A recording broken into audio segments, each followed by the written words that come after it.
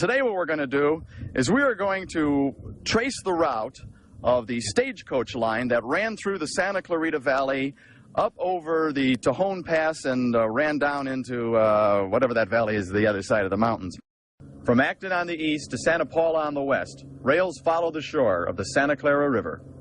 The duel at Crown Valley, the scourge of California, the wreck of the mail train. Sound like a whole bunch of novels that maybe Louis L'Amour or Luke Short wrote, right? Well, no, wrong. They're actually incidents that happened right here in the Santa Clarita Valley. I am standing on my old friend Bruce Boxleitner's bronze saddle plaque here on the Newhall Western Walk of Stars. Bruce and I did theater together many years ago back in Chicago, and I know he wouldn't mind my standing on his plaque. He'd do the same for me if I had one. Hello, my name is Philip Scorza, and I would like to welcome you to our program, Points of Interest. We've been doing our show now for about a year and a half, and during that time, we've taken you to a number of places where our valley's rich history occurred. Well, tonight, I would like to share some of my favorite moments from our program with you. The history of the Santa Clarita Valley is unique. Early efforts in transportation took you right through our area, with names such as Fremont Pass, Beals Cut, the San Fernando Tunnel, and the Ridge Route. California's first gold strike took place right here under the oak of the Golden Dream. And great Western heroes such as William S. Hart, John Wayne, and Gene Autry all made movie magic right here in our community. But one of the most exciting places we've taken you to is a town called Mentryville.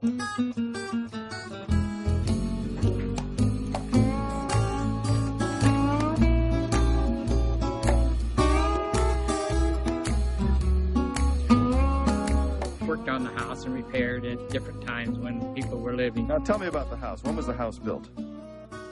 The house was built, I think, started in 1887 and finished in 1889. Someone told me at one time that they had an open house Christmas party in... Who are all these guys? Oil people? Oil people, all of them.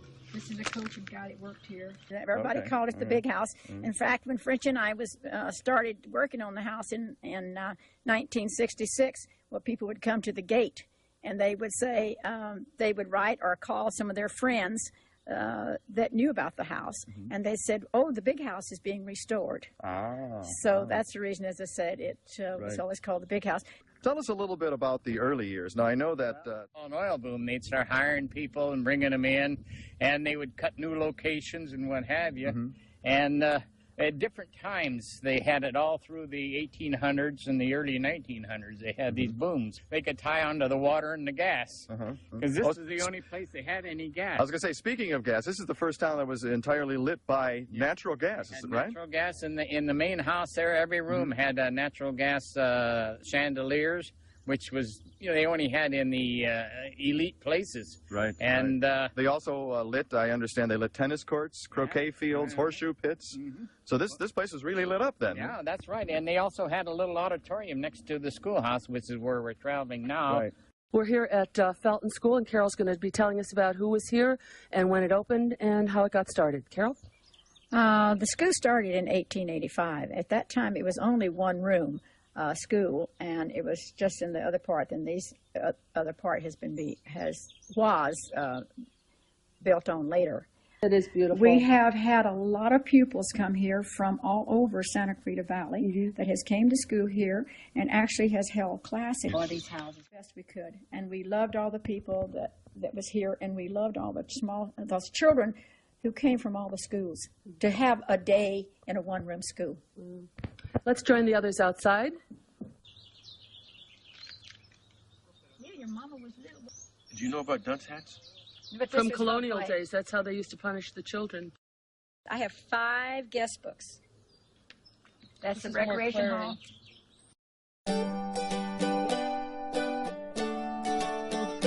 I like to have fun with whatever I do, and searching out history is no exception. The Santa Clarita Valley is peppered with historical markers, most of them pointing the way to the Oak of the Golden Dream. Well, one Sunday morning, I decided to follow the trail of those markers and see if I couldn't find the actual oak tree where gold was first discovered in California. And along the way, I met a whole bunch of friends who like to have fun with history, too. You'll see a number of these historical markers around Santa Clarita. They tell the story of the first gold rush to hit California. Now, most people think the first gold rush happened up at Sutter's Creek. Well, that just ain't so. 6 years earlier, gold was discovered right here in the Santa Clarita Valley. This marker and several others like it tell the story of the Oak of the Golden Dream. Today we are going to follow the trail of these markers and hopefully find the actual oak tree where gold was first discovered. According to this marker, we're only 9 miles from there now. Oh, that's right. I forgot. I got mixed up. That's Okay. right. It is. It All right. is this way. Down here. And you take it down to San Bernardo Road. San Fernando Road. Huh?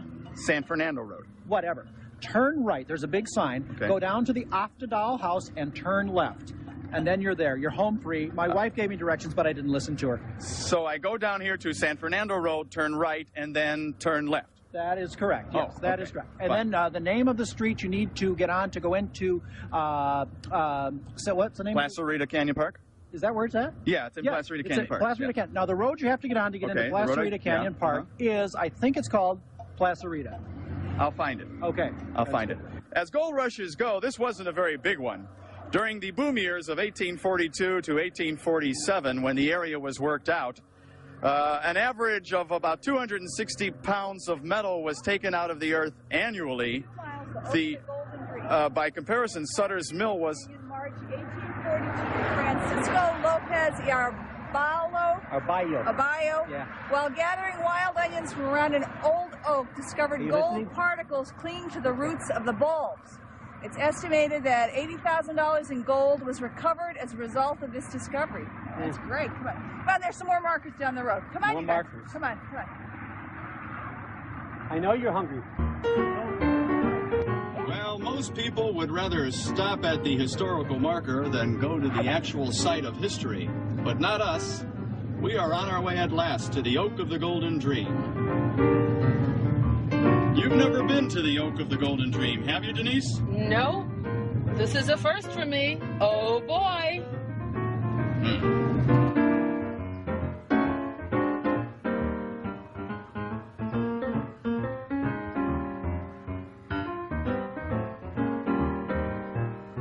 This gnarled and twisted old tree is the actual tree where Francisco Lopez slept and dreamt of swimming in a pool of liquid gold.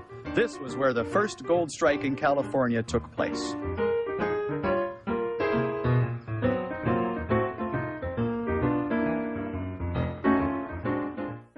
Probably the most gratifying thing about doing Points of Interest have been the people we've met. We've been privileged to meet a number of the founding members of our historical society, people such as Carol and Frenchy Lagasse, and have them come on the air and tell us their story. I'd like to thank you for showing us around. We've had a very interesting and educational time today, as well as a lot of good exercise here. Thanks for coming on the program and joining us. My pleasure, thank you. Campfire programs, nature walks. Just talk about nature and Indians. Okay, good, good. Now tell us a little bit about the Tatavium Indians. I know that you told me earlier there were some sites here. Union Oil Museum. I'd like to introduce Mr. George Pagan. George, how are you? I'm very well, thank you, and I'm glad to see you guys here. Well, we're glad to be here. Hi, is Bill home? Can we put... Oh, I'm sorry. Bill hasn't been around here for quite a few years. But we'd surely be glad to have you come in and see his home. We're standing in an old baggage car here. This is Brandon Wall. Brandon, how are you? Pretty good, and you? I'm doing fine, thank you. I'd like to thank you for having us here. And I'd like to thank Denise Scorza, our camera operator, and our son Casey for being along with us today. And I'd like to thank you also for joining us. This is Philip Scorza. When I was 10 years old, my family took a vacation by car out to Yellowstone National Park. One day, we took a drive out of our way down this dirty, dusty road. I never thought that DeSoto would make it, until we got to this river they called the Little Bighorn. My father, who was born in 1913, went nuts. He took us all over the battlefield, showed us how the Indians wiped out the cavalry, told us all about Custer's last stand, told us about how this was the beginning of the end of the way of life for the Indian. For my father, growing up as a young man, He remembered Custer's last stand. He knew a number of people who had been alive during this epic moment in our history, and he always wanted to visit the battlefield. He was finally there. I was impressed by his excitement. My father was a railroad man, and one of the things I inherited from him was a love of trains, travel, and history. Well, today we're going to get to combine all three of those things as we're going to take a ride on the Metrolink from here in San Fernando all the way out to Acton Vincent Grade. This was part of my inheritance, I want you to know. But my father told me a story once about how he was taking this train was called the San Joaquin Daylight out of Los Angeles, and he was sitting in the dining car, and he was riding through Soledad Canyon, and he looked out the window while he was cutting his steak, and he looked out there and he saw these two elephants standing in the river. And so he told me about going by Tippi Hedren's place, lo, those many years ago. No, I'm not serious. I am serious. I happen to have this schedule here, and the train used to leave Los Angeles Union Station about 6 o'clock at night. Saugus was a flag stop. Do you know what a flag stop is? No, I don't. If you put the flag up, the train stops. Gotcha. Yeah. No flag, no stop. No flag, no stop, right. And after Saugus came Lancaster, and it took them about 2 hours and 15 minutes to get from downtown Union Station to Lancaster. And I think the trip now takes about an hour and a half. So they have improved on it by a good 45 minutes. Yeah. I understand that your father, right before he passed away, I know this is near to you, and that wasn't that far long ago.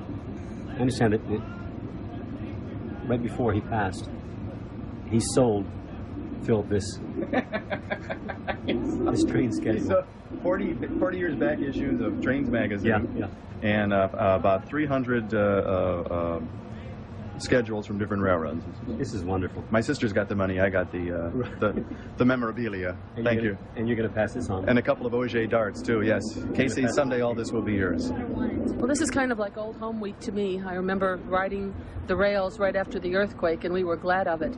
There were people piled in like cattle, looked like just like New York. People falling over, tripping over, grappling over each other just to get a space on the floor or in the seat, wherever it was. Do you remember when we took the train down to school? Do you remember you were up in those old cars from Canada? Oh, yeah. What part did you like about the train the best? The bathrooms.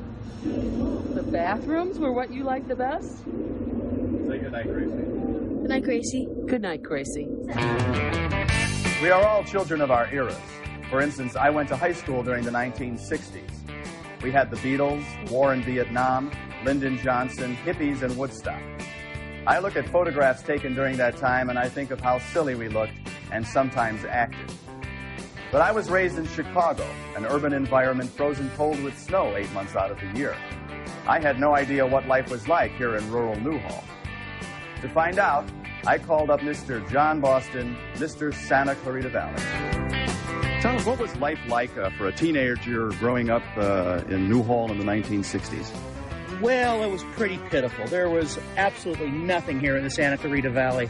The population was about 15 to 20,000 people. That's for the whole area. No Valencia, no Canyon Country to speak of, no Saugus was way out there. Right, no Interstate 5 either. No Interstate 5, right. Hart was the only high school, the only game in town, and pretty much you had to go out of town to do anything. But we had a few places that we liked to go to do things. Yeah, this is the I guess it's now just the plain old quad. It used to be the senior quad, and it was one lawn for seniors only. And if you were an underclassman, freshman, sophomore, junior, no way in heck could you even put a toe on this lawn. You couldn't cross it in the middle of the night without getting thrown, unfortunately, into a trash can. And it was something to look forward to. When you went through the school and stuff, it was something to look forward to, that when you became a senior, you could finally walk on the lawn. But of course now they have the senior lawn and the junior lawn and the sophomore lawn and the freshman lawn. It's all quite politically correct. I'm going to do a little map study here. This is Hart High School and Newhall Avenue. And Newhall Avenue used to go here. There was a bridge across the South Fork of the Santa Clara River right here. And the road went straight through here into this stretch of McBean Parkway. We're standing right here in front of the Hughes Market. Hard to believe it, but many years ago when you were in high school, this was wilderness, right? Oh, yeah, this was all flatlands, Phil. Valencia didn't exist. No Granary Square, no Hughes, no houses, no McBean Parkway. This was all onion fields, potato fields, carrot fields. But this was the place where teenagers came to, for what? For drag racing. This was like one of the big unofficial drag races of Southern California. Newhall Avenue went all the way through, as you just mentioned, and it was a narrow one-lane road. And they paved, and it was a really good road. They had a quarter-mile strip just painted off. All it was 2 white lines, starting line, and a quarter mile down the road, finish line. And these muscle cars from all over Southern California would come, and the kids would line up in the fields with their cars to shine the lights and everything. You know, just like Rebel Without a Cause. Exactly, Rebel Without a Cause. Very good. And someone would stand in the middle, you know, one of the cheerleaders, and, you know, drop the blouse or the sweater and start them off. That would start me off. Yeah. Wasted youth. Yes, yes. One thing I was wondering about and is you went to school here. You had sounded sort of like an idyllic growing up period. How come you stuck around Newhall all these years? You know, one of my this has a special place in my heart. One of my favorite stories, Loretta, Tweety's sister, and her best friend Janine lived at the end of the street on down in residential Newhall, and they lived about a half a mile from one another, and they learned Navy flag language. And every night during the summer, they would like go outside, stand a half mile away, and sign each other, you know, all these messages. And it was so sweet and endearing. And I suppose my childhood and my adult life was so full of memories here. Plus also, you know, hey, I've been working at the Newhall Signal off and on since 1971. You know, sort of became a lowercase historian. You were there when the Newhall family owned it. I sure was. You know, the pirate days of journalism. And it all becomes part of you. And, you know, you're the community is you. But it's a sweet place to live. Home movies are a way of telling our own personal history, the history of our family. I wanted Points of Interest to be like a home movie. Informal, not network smooth, filled with the kinds of pictures each of us would take if we took a vacation somewhere and maybe visited an old ghost town, or took a tour of a gold mine, or rode in a tourist train. In a way, my family is the star of my home movies. Here then are Denise and Casey. I'd like to introduce you to our co-hostess, camera operator Denise Scorza, and my good buddy Casey. Say hello, Casey. Say hello, Casey. We're standing up on the top of Reservoir Hill, aptly named, I believe, for as you can see, there's a huge old reservoir here. A lot of people have written their names on it, etc., etc. And a couple of people like to throw rocks in it. Hello? Hello? Anybody home?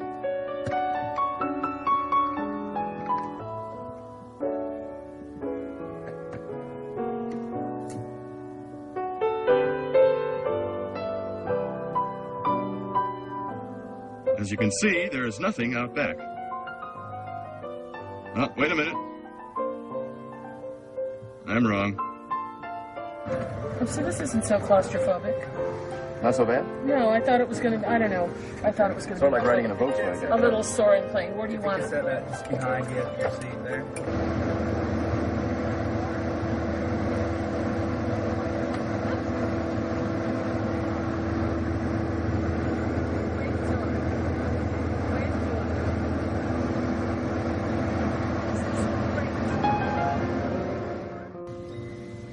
Driving over the mountains, Soledad Canyon, past the city of Santa Clarita, through Santa Paula, and into the Pacific Ocean. It's a chip off the old block.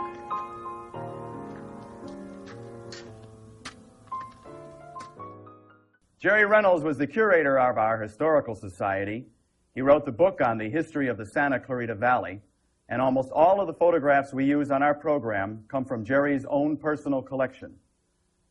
I first met Jerry on February 18, 1995. Having already read his book, I was in awe of him. I went up to him, introduced myself, and told him about our program, and the first thing Jerry said was, "Let me know if there's anything I can do to help." I asked him if he would come on our program, and we ended up doing 5 shows together. Banning, by the way, who had the largest freighting operation in Southern California, flying station and lay around in the spa down there. And but then on the other, he takes off. He goes to Santa Paula, right? Okay, so he meets this guy, Doc. Yeah, for a great number of years, the Spanish explorers, Mexican people, and the stagecoaches all were just trying to get the hell out of here as quickly as possible. Nobody in their right mind wanted to live in Santa Clarita. So a lot of the early story is about transportation.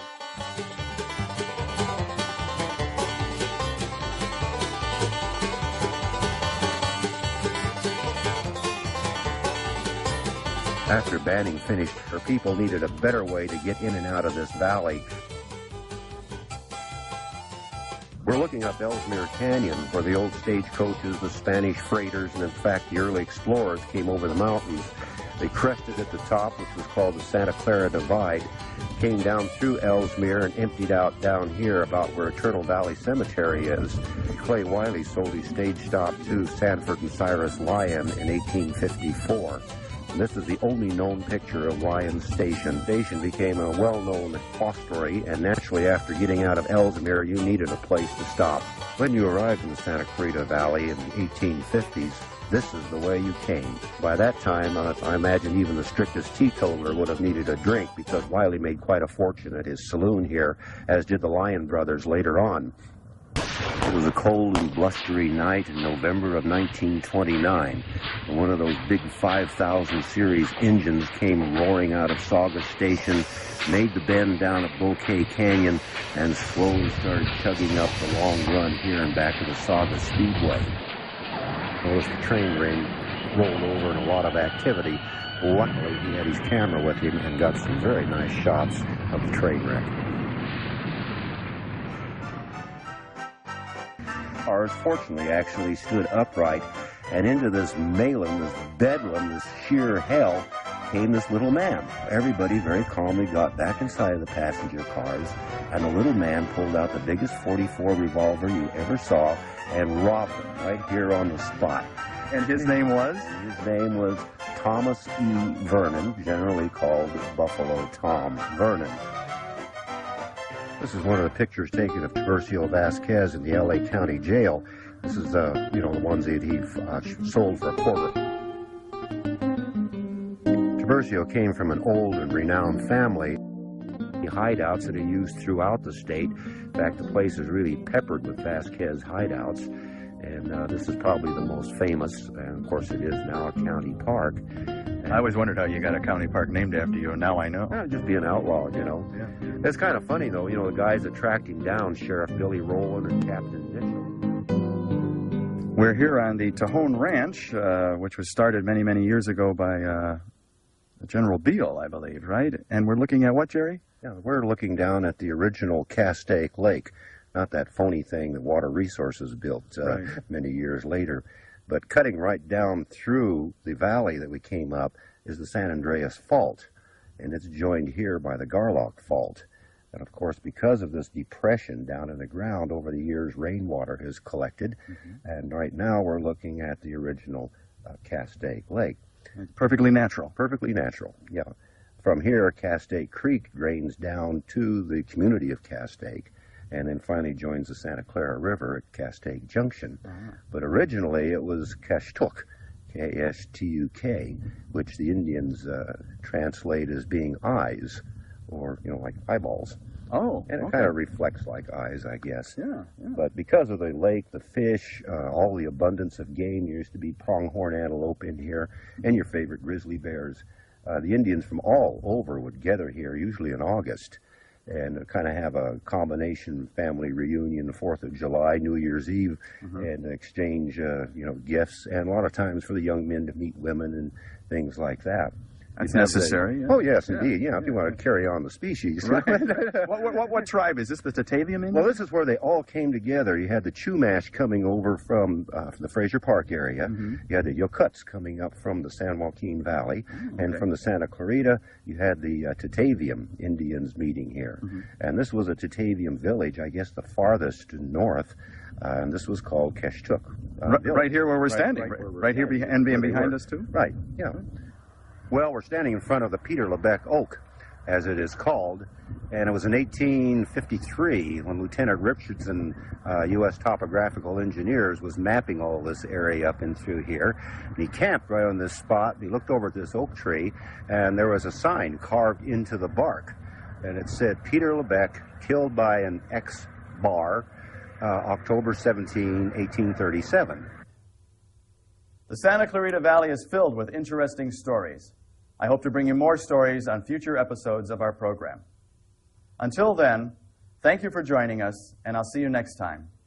I'm Philip Scorza, and this has been Points of Interest.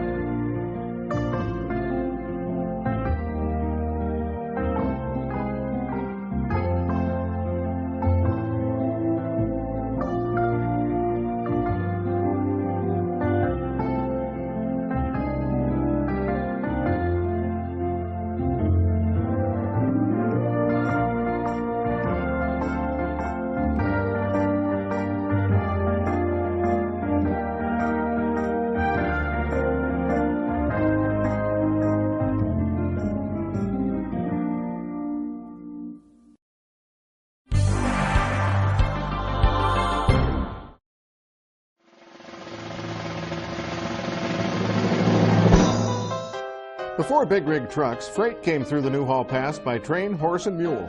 But what's the deal with the camels? The Civil War was several years off, and the U.S. Army wanted a way to carry supplies west from Texas.